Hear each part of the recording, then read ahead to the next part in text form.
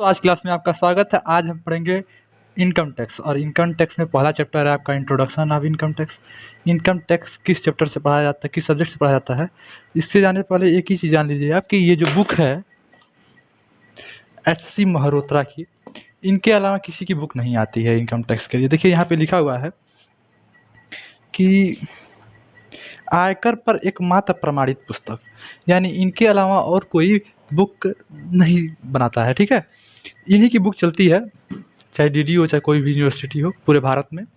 तो हम पढ़ेंगे इंट्रोडक्शन ऑफ इनकम टैक्स में आयकर का तात्पर्य, आयकर का इतिहास, आयकर की विशेषताएं, आयकर लगाने की विधि, आयकर की गणना और जो भी नीचे दिया गया है जैसे अधिभार, सीमांत राहत, आय, आकस्मिक आय, सकल कुल आय, करदाता, कर निर्धारण, गत वर्ष, व्यक्ति अधिकतम सीमांत आय और स्थायी खाता संख्या के बारे में। चलिए हम शुरुआत करते हैं। आयकर, अगर आप इनकम टैक्स के बारे में नहीं जानते हैं तो समझ लीजिए कि आपको पूरा ध्यान लगाकर पढ़ना पड़ेगा, वरना समझ में आने वाली चीज़ नहीं है। टॉपिक अगर समझते हैं और उसके बारे में पूरी नॉलेज रखना चाहते हैं तो ध्यान से पढ़ें उसको। तो पहले हम पढ़ते हैं आयकर का तात्पर्य क्या है, यानी मीनिंग इसका क्या है। तो आयकर का तात्पर्य यह है कि एक व्यक्ति का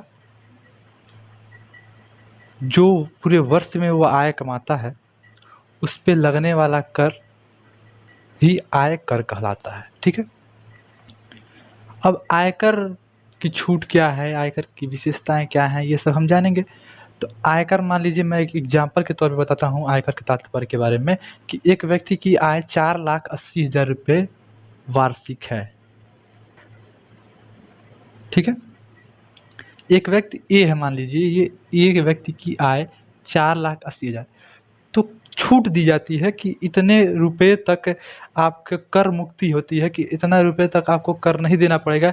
इससे ज़्यादा अगर आपकी आय होती है तो आपको कर देना पड़ता है। एक सामान्य व्यक्ति की अगर आय जो 60 वर्ष से कम का है उसके लिए 2,50,000 रुपये तक की छूट होती है। और एक ऐसा व्यक्ति जिसकी उम्र 60 वर्ष से 80 वर्ष के बीच है, 60 वर्ष से अधिक और 80 वर्ष से कम, तो उसके लिए 3 लाख तक कर मुक्ति मिलती है। लेकिन अगर वही व्यक्ति 80 वर्ष से बुजुर्ग व्यक्ति है, 80 से ऊपर जब भी जाएंगे आप, तो उसके लिए 5 लाख तक का होता है। तो यहाँ पे ए के बारे में कुछ नहीं दिया गया, तो हम इसको सामान्य व्यक्ति मानेंगे और उसको 2,50,000 रुपये की छूट दे देंगे। ठीक है, और उसके बाद जो ये 2,30,000 रुपये बचेगा, 4,80,000 में से 250 माइनस करेंगे यानी 2,50,000, तो जो 2,30,000 रुपये बचेगा उस पर हमारा कर लगता है। कर कौन लगाता है? तो केंद्र सरकार लगाती है। ठीक है, तो ये आयकर का सामान्यतः अच्छा तात्पर्य था। अब हम पढ़ेंगे आयकर के इतिहास के बारे में।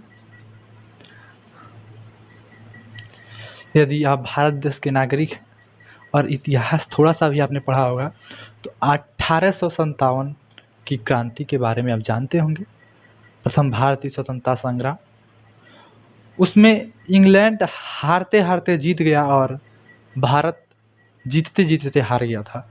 तो जब हारते हारते जीता था तो उसमें बहुत मेहनत लगी, उसमें बहुत धन लगा, और पहले हमारा देश गुलाम था।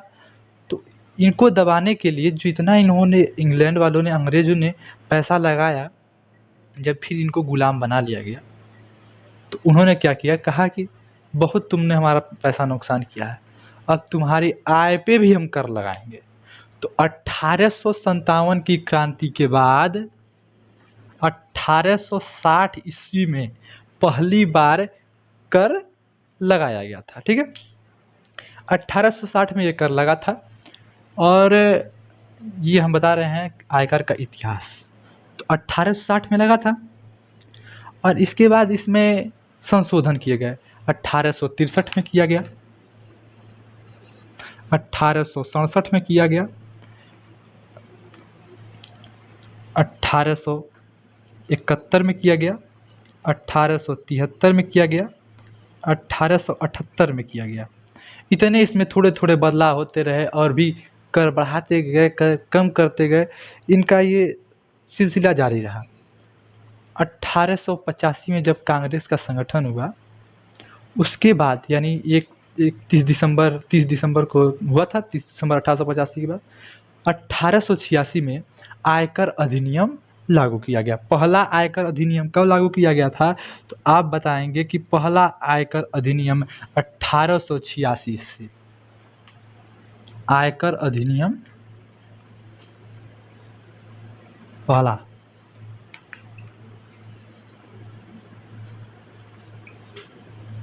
ये था 1886 से, ठीक है। इसके बाद ये अधिनियम हमारा चलता रहा 1917 ईस्वी तक। फिर हमारा दूसरा आयकर अधिनियम आया, ऐसे ही आयकर अधिनियम लिखिए, 1918 ईस्वी में। कब आया? दूसरा आयकर अधिनियम हमारा 1918 ईस्वी में आया। इसमें भी बदलाव किए गए और फिर एक नया अधिनियम, तीसरा आयकर अधिनियम आपका 1922 ईस्वी में आया। और इस आयकर अधिनियम में गत वर्ष और कर निर्धारण वर्ष के बारे में बताया गया कि कर निर्धारण वर्ष क्या होता है, गत वर्ष में क्या होगा, किस प्रकार आयकर लगाया जाएगा। तो ये अधिनियम था 1922 का। फिर आपका चौथा आयकर अधिनियम जो आया वो था आपका 1939 ईस्वी, 1939। ये अधिनियम इतना जटिल था कि इसमें बहुत ही घपलेबाजी होती थी, चोरी होने लगी। तो पांचवा अधिनियम हमारा आया जब हमारा देश आज़ाद हो चुका था अब गुलामी से अंग्रेजों की, ठीक है। कब? 1961 ईस्वी में हमारा पांचवा आयकर अधिनियम आया। और 1961 के बाद से प्रत्येक वर्ष यह संशोधित थोड़ा थोड़ा किया जाता है और 62वां संस्करण हम पढ़ रहे हैं 2021-22 में। तो 1961 में ये आया और 1962 1 अप्रैल 1962 में इसे लागू किया गया। कब लागू किया गया? इसको 1 अप्रैल 1962 ईस्वी में लागू किया गया था, ठीक है। तो ये आपका रहा इतिहास आयकर का। तो मैंने ये आपका आयकर का इतिहास बता दिया। आपको स्क्रीनशॉट लेना है तो आप ले सकते हैं। हम साइड हो जाते हैं, अब हम इरेज करते हैं, ठीक है। ऑनलाइन क्लास के लिए आप 6306545885 पे कॉल कर सकते हैं। नंबर देख लीजिए, 6306545885। नाम है विनीत मिश्रा, ठीक है। अब हम पढ़ेंगे आयकर की विशेषता के बारे में। क्या इसकी विशेषता है? तो पहली बात, ये प्रत्यक्ष कार्य है, प्रत्यक्ष कर है, एक डायरेक्ट टैक्स। दूसरी बात, ये केंद्र सरकार द्वारा लागू किया जाता है।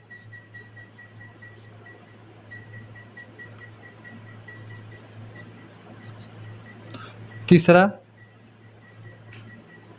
नियंत्रण, इस पे बोर्ड का नियंत्रण रहता है, सेंट्रल बोर्ड का। तो ये रहा आपका नियंत्रण। चौथा है आपका कि एक कर मुक्त सीमा,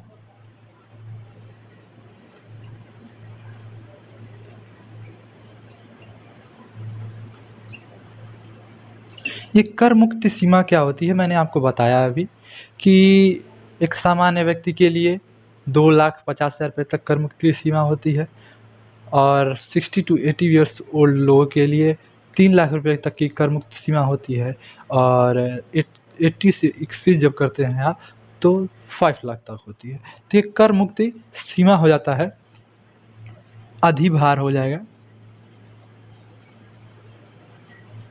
ये अधिभार क्या होता है ये आपको अभी हम यहाँ पे इस टॉपिक में बताएंगे। यहाँ पे है आपका अधिभार, यहाँ पे जब टॉपिक आएगा तो बेहतर तरीके से बताएंगे अधिभार होता क्या है। वैसे ये जब आपकी इनकम 50 लाख से एक्सीड करने जाती है, उससे ज़्यादा बढ़ जाती है, तो यहाँ पे 10% और 15%, 20%, 30% और 37% तक कर लगाया जाता है आपके ऊपर। तो ये है अधिभार, ठीक है।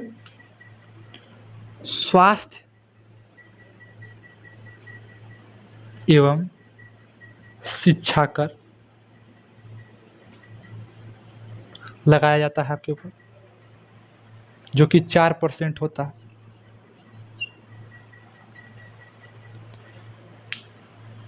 और सभी लोगों के लिए अलग अलग कर, जैसे जिसकी आय है, अब मान लीजिए सभी लोगों के लिए अलग अलग कर, यहाँ पे लिख सकते हैं अलग अलग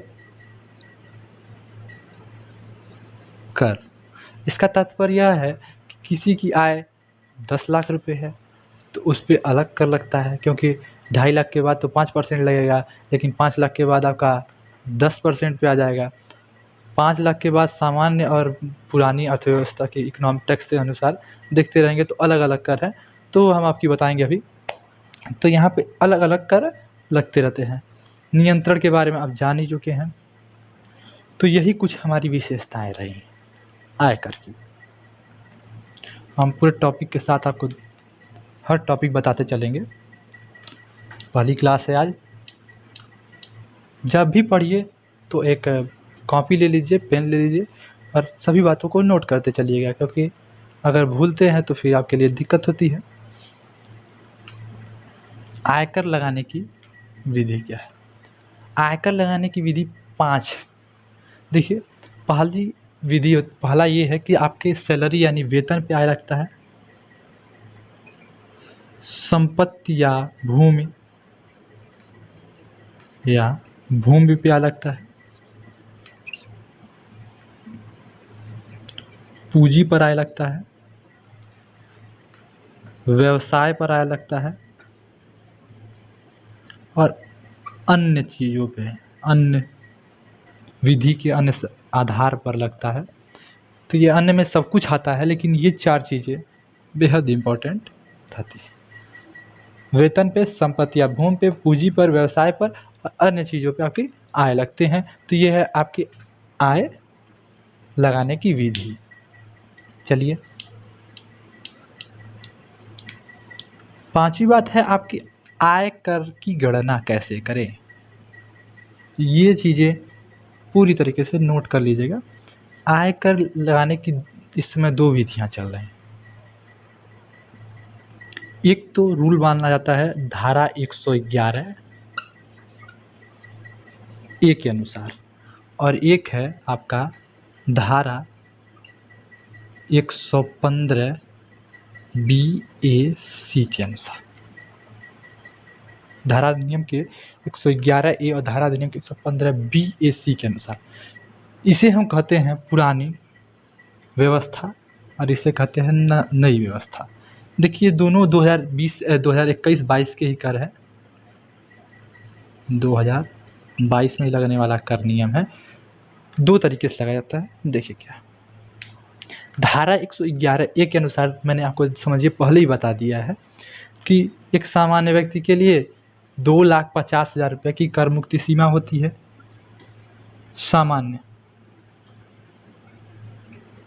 सामान्य व्यक्ति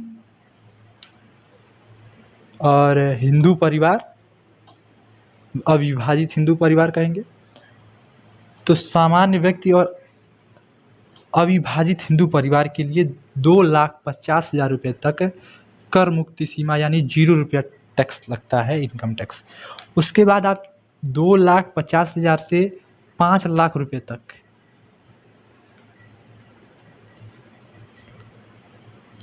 5% टैक्स लगता है। 5 लाख से 10 लाख तक आपका लगता है 20%। और इसके बाद जब आप जाएंगे तो आपका 30% तक का इसके बाद एक्सीज करेंगे जब आप, तो यहाँ पे 30% तक टैक्स लगता है। तो ये रहा आपका धारा 111 के ए के अनुसार, मतलब सामान्य व्यक्ति के लिए। दूसरा जो है, एक बार स्क्रीनशॉट ले लीजिए, दूसरा बताने जा रहे हैं। सामान्य व्यक्ति के अलावा 60 to 80 वर्ष के लोगों के लिए अगर कहेंगे तो इनके लिए ये रूल है 3 लाख रुपए। 3 लाख रुपए तक 0%, 5 लाख तक 5%, 10 लाख तक 20% और इसके बाद आएगा तो 30%। वहीं आप बात करें 80 टू एक्सीड यानी 80 से ज़्यादा लोगों के परसेंट 80 की उम्र से ज़्यादा अगर किसी की उम्र है तो उसके लिए 5 लाख तक कोई कर नहीं। उसके बाद आपसे 5 लाख से 10 लाख तक 5%, यहाँ पे 5% का बात ही खत्म हो जाता है। यहाँ पे 5 लाख, उसके बाद आप 5 से 10 तक जब करते हैं तो 20%, और 10 से लेके जितना भी एक्सीड की जाएगा तो यहाँ पे आपको लगेगा 30%। तो ये तीनों लोगों के बारे में बता दिए कि तीनों भाग में, चाहे वो सामान्य व्यक्ति हो, चाहे वह 60 से 80 वर्ष की उम्र का व्यक्ति हो या 80 से ज़्यादा की व्यक्ति हो। तो ये है आपका 111A के अनुसार था। अब हम पढ़ेंगे 115BAC के अनुसार।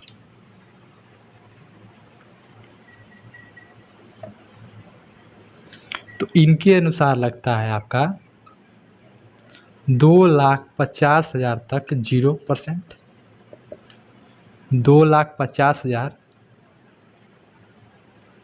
से 5 लाख तक 5%। ये सबके लिए लागू होता है, वो चाहे सामान्य व्यक्ति हो, 60 से 80 का उम्र का हो, या 80 से कितना भी हो, वो 1.5 साल से हो गया कि कोई बात नहीं है, उनके लिए सामान्य ये लगेगा। 5 लाख रुपए से, हिंदी में लिख देते हैं आपके लिए, 5 लाख से 10 लाख तक 7 साढ़े 7 लाख यानी 7.56 रुपये। 5 लाख से 7,50,000 तक 10%, 7,50,000 से 10 लाख तक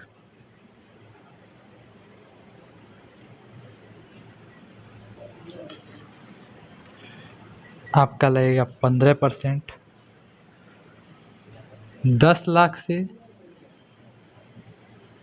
12,50,000 तक 12,50,000 तक आपका लगेगा 20%, 12,50,000 से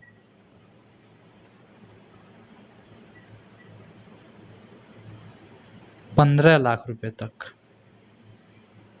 आपका लगेगा 25%। अब 15 लाख से जब आप एक्सीड करेंगे यानी उससे ज़्यादा जितना भी जाएगा तो आपका 30% लगेगा। तो ये कौन सा अधिनियम था आपका, ये धारा था 115BAC। तो इसके अनुसार ये है, ये ग्राफ जरूर खींच लीजिएगा और इसकी स्क्रीनशॉट एक बार जरूर ले लें, ये आपको याद रहना जरूरी है। इसी के अनुसार आपके अगले प्रत्येक क्वेश्चन, इनकम टैक्स के सभी क्वेश्चन जो हैं वो इसी के अनुसार लगेंगे। तो ये चीज़ ना भूलें और इसको एकदम दिमाग में बैठा लें, याद कर लें कि इसको भूलना हमें नहीं है। ठीक है, तो हम क्लियर करते हैं।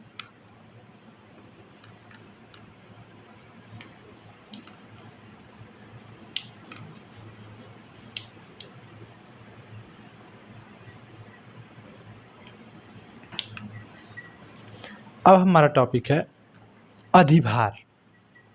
कौन सा? ये है अधिभार। अधिभार क्या है? अधिभार का मतलब अधिक भार, एक तरह से समझिए कि जब आप 50 लाख रुपए तक कमाने लगते हैं वार्षिक, 50 लाख से एक्सीड करने जाते हैं, तो 50 लाख रुपए से 1 करोड़ रुपए तक, या हिंदी में लिख देते हैं 50 लाख से अधिक व 1 करोड़ से कम, अधिक व 1 करोड़ रुपए से कम होने पर आपका लगता है 10%। 10% आपके किस चीज़ का? इनकम टैक्स का। जितना इनकम टैक्स आपका लगना चाहिए उसका 10% और काट लिया जाता है, ठीक है। और 1 करोड़ से 2 करोड़ रुपए तक आपके लिए है 15%। 2 करोड़ से 5 करोड़ तक 25%, और 5 करोड़ से जब आप एक्सीज कर जाते हैं तो आपके लिए हो जाता है 37%। ये है अधिभार, कि आपकी इनकम के ऊपर डिपेंड करता है कि अधिभार लगेगा कितना, ठीक है। तो आप इसका भी स्क्रीनशॉट ले सकते हैं। ये चीज़ें याद रखना ज़रूरी है, क्योंकि यही से प्रश्न की शुरुआत होती है और इसी के साथ खत्म होता है। अब ये सीमांत राहत क्या है, यही टॉपिक फंस जाता है लोगों का। क्यों फंस जाता है? क्योंकि मान लीजिए अब 1 करोड़ 2 लाख रुपए कोई कमा लिया। अब ये आ जा रहा है 1 करोड़ से 2 करोड़ के बीच में। अब आपको 10% की जगह 15% देना पड़ेगा ना। तो यहाँ पे 10% की जगह अब आपकी उस 1 करोड़ रुपए भी और इस 2 लाख रुपए में भी 15% देना पड़ जाता है, और ये आपके लिए बड़ी समस्या का विषय हो जाता है। आप सोचते हैं कि ये 2 लाख रुपये झूठ में कमा लिए, इससे ज़्यादा तो मेरा अधिभार लग गया, तो ये तो गलती है। तो इसलिए सरकार ने क्या किया, सीमांत राहत दे दी। इस सीमांत राहत के बारे में आपको हम क्वेश्चन बताएंगे, उससे पहले बता देते हैं कि ये जो 2 लाख रुपए है इस पे टैक्स नहीं वसूला जाएगा, इस 1 करोड़ माना जाएगा, और 1 करोड़ रुपए पे आपका वो 10% के अनुसार लिया जाएगा, और इस 2 लाख पे भी 10% का लिया जाएगा। तब आपका सीमांत राहत कम हो जाता है और आपके लिए टेंशन की बात थोड़ी सी कम हो जाती है, क्योंकि जब एक्सीज करने लगता है, वो 1 से 2 करोड़ के बीच में आने लगता है, तो आपका आय जो है बहुत कट जाता है, इनकम टैक्स में ज़्यादा चला जाता है। तो सरकार ने भी कही राहत ले लीजिए भाई, तो वही इसी के नाम सीमांत राहत पड़ गया। आय क्या है भैया? देखिए, जिसे हम इनकम कहते हैं और हिंदी में आय कहते हैं। ये इनकम आप लीगली कमाइए यानी कानूनी कमाइए या गैर कानूनी कमाइए, इनकम टैक्स इस पे लगेगा ही लगेगा, ठीक है। तो आय आपको पूंजी से प्राप्त हो, लाभ से प्राप्त हो, लाभांश से प्राप्त हो, शेयर डिबेंचर से प्राप्त हो, लोन से प्राप्त हो, किसी प्रकार के इंटरेस्ट से प्राप्त हो, और जहाँ भी आप जुआ से प्राप्त हो, पुरस्कार से प्राप्त हो, लेबरई करने से प्राप्त हो, किसी तरीके से प्राप्त हो, आपके ऊपर इनकम टैक्स लगेगा। ऐसी 2 चीज़ें सिर्फ हैं जिन पे इनकम टैक्स नहीं लगता है। वो क्या है? वो है आपका गौशाला। पहला है गौशाला पे टैक्स नहीं लगता है, और दूसरी चीज़ जो है वो है कि मान लीजिए कि आपके परिवार में आपने या आपके पिताजी ने अपनी पत्नी को या अपनी माँ को आप पैसा देते हैं कि इस महीने का खर्च आप चलाइए, या इस वर्ष का आप इतना पैसा ले लीजिए, खर्च चलाइए। अब उन्होंने क्या किया कि उन्होंने खर्च भी चला लिया और कुछ पैसे बचा लिए, तो वो जो सेविंग की हैं अब इन पे भी सरकार की नज़र नहीं रहती, कहते छोड़ दे भैया, कैसों सेविंग की हैं। तो वही हाल है कि इस सेविंग पे जो ये बचाई रखती हैं, इसको आय नहीं समझा जाता है, सिर्फ इसको आय नहीं समझा जाता है, और गौशाला पे आय नहीं समझा जाता है, और सब कुछ पे आय लगता है। तो पहली चीज़ ध्यान दीजिएगा, ये 2 शब्द जरूर ध्यान दीजिएगा कि आय किस पर नहीं लगता है। पहला गौशाला और दूसरा आपका सेविंग है जो किसी से पाकर बचाएं, ठीक है। तो इन दोनों चीज़ों के बारे में ज़रूर ध्यान दें, इसको ना भूलें। अब हम पढ़ेंगे अकस्मात आय, आकस्मिक आय। आकस्मिक आय क्या है? आकस्मिक आय अगर पढ़ें,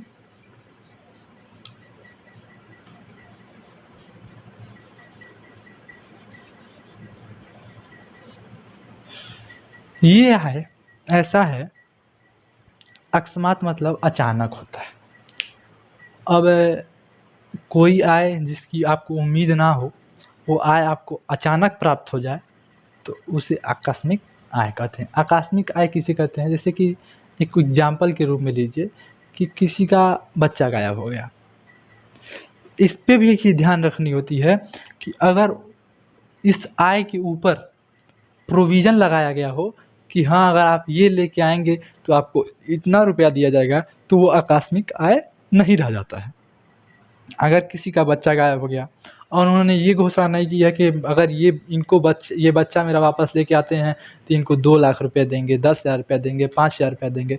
आप बच्चे को लेकर चले गए और उन्होंने इनाम के रूप में आपको 10,000 रुपया दे दिया, तो वो कहलाता है आकस्मिक आय। लेकिन वही चीज़ अगर वो घोषणा कर देते कि मैं इनको 10,000 रुपया दूँगा जो मेरे बच्चे को वापस लेके आएगा, तो वो जो आकस्मिक आय नहीं रह जाती। इसी प्रकार आप खेल के मैदान में कोई पुरस्कार पाते हैं, तो उसमें आपका ये तो नहीं रहता है कि आप पाने ही वाले हैं, हार भी सकते थे, जीत भी सकते थे। आपने पा गया तो वो एक आकस्मिक आय हो गई। एक चीज़ जान लीजिएगा कि जो आकस्मिक आय होती है, इस पे नहीं कह सकते, लेकिन जो आपका जुआ होता है, जो आप पुरस्कार पाते हैं, उस पर आय सबसे अधिक लगता है। 30% आय आपके पुरस्कार, जुआ, जैसे जुआ में आप कोई भी सट्टा लगाते हैं, उस पे भी 30% लगता है। तो जुआ हुआ में जो भी हो, उसमें 30% तक इनकम टैक्स लगता है। सकल कुल आय क्या होता है और कुल आय क्या होता है? सकल कुल आय कहाँ से निकाला जाता है, मैंने आपको बताया है अभी कुछ देर पहले कि हम मेथड जो है वो है सैलरी, एसेट्स, कैपिटल, बिजनेस और अन्य संपत्तियाँ। इनसे ही हमारा सकल आय बनता है, जिसमें हम बोले सैलरी, एसेट्स या भूमि बोलिए, बिल्डिंग भूमि जो बोल दीजिए, और कैपिटल, बिजनेस और अदर्स। ठीक है, इनसे जो आय बनती है इसे हम कहते हैं सकल कुल आय। कुल आय क्या होता है? जैसे आप पढ़ते हैं ग्रॉस प्रॉफिट, नेट प्रॉफिट, तो डायरेक्ट जो एक्सपेंसेज होते हैं उसे घटाने पे ग्रॉस प्रॉफिट आ जाता है। इनडायरेक्ट एक्सपेंसेज जो होते हैं उसे घटाने पे नेट प्रॉफिट आ जाता है। उसी प्रकार नेट इनकम जो होती है वो आती है आपका धारा 87 के बारे में यहाँ नहीं बताया जाएगा, आपको अगली क्लासेज में बताया जाएगा कि धारा 87 के सी से यू तक, धारा 87 के सी से यू तक जितने नियम हैं उसको घटाने के बाद इनमें से ग्रॉस इनकम से आप जब 87 सी से यू तक जितने भी नियम हैं, इनके जो खर्चे हैं, इनको जब घटाएंगे तो आपका आता है नेट इनकम। तो ये रहा आपका नेट इनकम और ग्रॉस इनकम के बारे में। अब हम पढ़ेंगे करदाता के बारे में। करदाता क्या? करदाता व्यक्ति वो जो कर का भुगतान करे।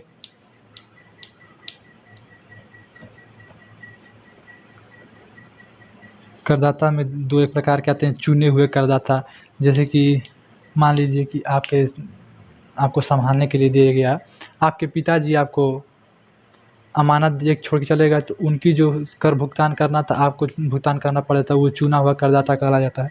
अब हम पढ़ेंगे कर निर्धारण वर्ष और गत वर्ष। इसमें कंपैरिजन करने के लिए भी बोला जाता है। यहाँ आप लिखिए गत वर्ष और यहाँ लिखिए कर निर्धारण वर्ष।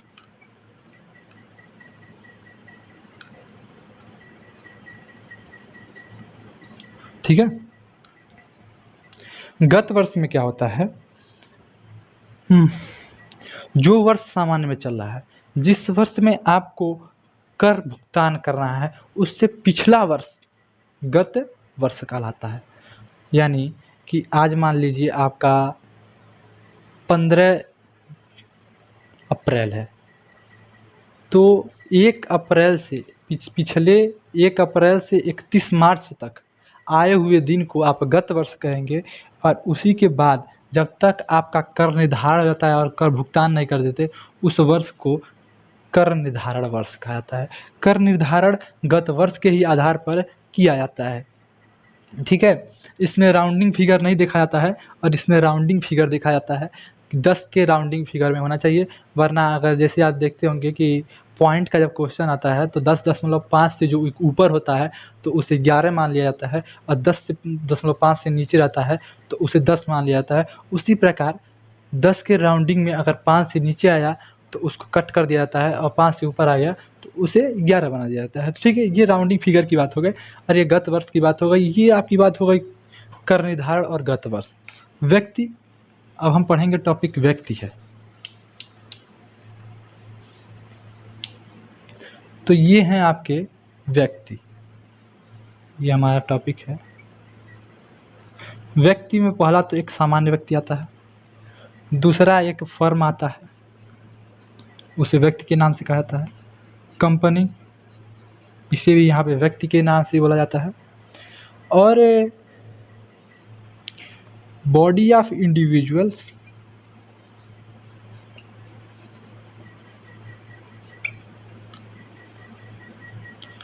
व्यक्तियों का समूह, ठीक है, और व्यक्तियों का संघ। तो यहाँ पे हिंदी में भी लिख देते हैं हम, व्यक्तियों का समूह व व्यक्तियों का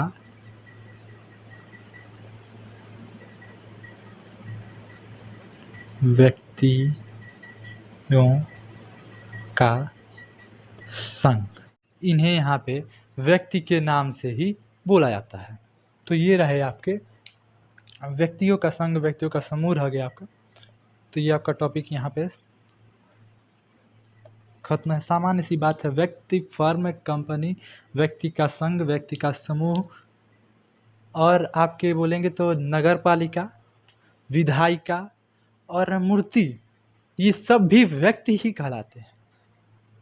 नगर पालिका, विधायिका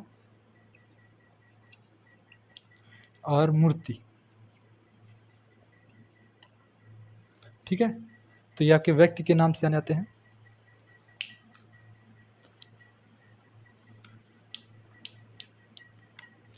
अब हमारा टॉपिक है अधिकतम सीमांत दर। अधिकतम सीमांत दर, देखिए जब इनकम लगता है, इनकम टैक्स, तो वहाँ पे मैंने आपको बताया 5%, 10%, 15%, 20%, 25%, 30% तक लगता है। और जब मैंने आपको अधिभार बताया तो वहाँ पे बताया 10, 15, 25, 37। तो यही अधिकतम सीमांत दर कहलाता है, चाहे वो इनकम का हो या आपका यानी आय का हो या अधिभार का हो। तो उसके बाद हम पढ़ेंगे अस्थाई खाता संख्या। क्या? अस्थाई खाता संख्या, जिसे हम पिन कहते हैं। पैन, पैन, पैन का मतलब हो गया परमानेंट अकाउंट नंबर। लोग कहते हैं ना, भैया पैन कार्ड बनवा लीजिए, तो इसी को हम पैन कार्ड कहते हैं, परमानेंट अकाउंट नंबर को। इसमें देखे होंगे 10 नंबर का, डिजिट नंबर का कोड होता है, 10 अंक होते हैं, और उस 10 अंक का हर जगह प्रयोग किया जाता है। तो यही है परमानेंट अकाउंट नंबर, जिसका आपके कर भुगतान में बहुत ही महत्वपूर्ण होता है, और आपको ये बनवाना पड़ता है। लेकिन हाँ, अगर आपको उस अधिकारी को पता चल गया कि इनका कर बनवाना ही है, क्योंकि इनको कर भुगतान करना है, तो खुद बनवा के दे देगा, क्योंकि उससे कर लेना आता है, ठीक है। तो आपकी क्लास आज यहीं पे समाप्त होती है। अगली क्लास में हम पढ़ेंगे कृषक कर के बारे में, कृषि कर के बारे में। तो अगली क्लास में मिलने से पहले आप अगर इस क्लास में पहली बार आए हैं तो चैनल को लाइक करें, चैनल को सब्सक्राइब करें, वीडियो को लाइक करें और ज़्यादा से ज़्यादा शेयर करें। Thank you. मिलेंगे आपसे अगली क्लास में।